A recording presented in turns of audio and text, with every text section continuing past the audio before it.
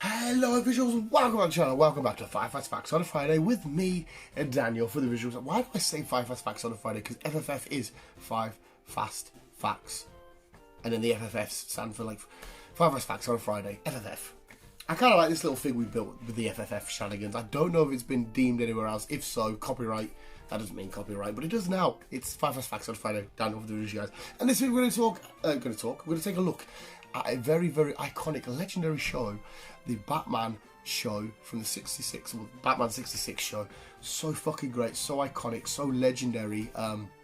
What a fucking fantastic fucking little series, which didn't go on for mega. I think it was 3 series max in a couple of films, if I remember correctly. But yes, it's Batman 66, 5 Fast Facts on it. Here we go. Cool fact about this one I had no idea about, but Bruce Lee actually made his on-screen debut inside of a Batman 66 episode, the episode titled The Curse of Tut. I think it was The Curse of Tut. But Bruce Lee actually made his on-screen debut and reappeared in a couple of episodes after that. But Bruce Lee, his first big role was on Batman 66. The show is actually what we need to thank to bring Alfred back to life, because during the show's run, in the comics, Alfred was actually this weird character where he'd come back as a character called the Outsider. He was like a weird zombie sort of shenanigans thing. And it basically was a way for the comic books to kind of write the generic Alfred off. But the popularity of Alfred from the show was noticed by the people writing the comics at the time. And they thought, oh shit, we need to bring Alfred back. And it was because of his success in the show that they brought Alfred back to the comics, and how we've still got Alfred to these days. Because if he never come back, they might not have really touched upon it in future films and comics and whatnot. So that's quite nuts. Now, of course, let's talk Joker, because Cesar Romero is this version of the Joker. But, you know, we've had Heath Ledger, Joaquin Phoenix, we've had Jared Leto, which is debatable. We've had Jack Nicholson. We've had so many great Jokers.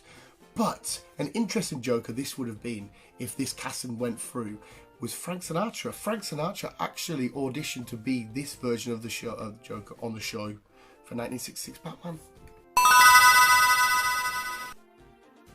And the show is actually another thing we need to be grateful for. Is the show stopped the collapse of the comic book. Now, what I mean by that is the comic books were nearly going to be, they were nearly just going to write them off, finish it, done, dead, dusted. We can't do any more with Batman.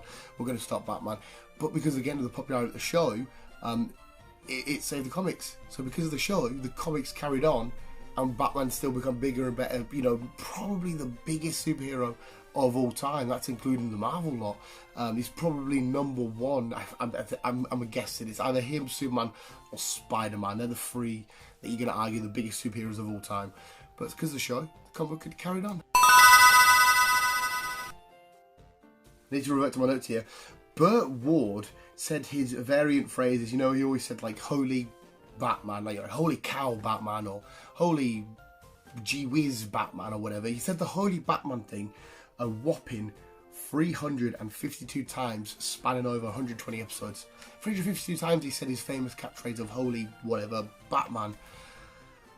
That's pretty nuts. And there we go, visuals. That was your Friday Five. Guys, if you enjoyed it, was a name because below anything you want in the future going on, belt stuff and shenanigans and whatnot. And I'm really ill. I need to go sleep. But that was 5 Fast Facts. Batman 66, great show. If you haven't watched it, go watch it. You'll have such a good giggle. See where it is from where it's been to what it is now. It's. Thanks for watching. We'll always keep in you.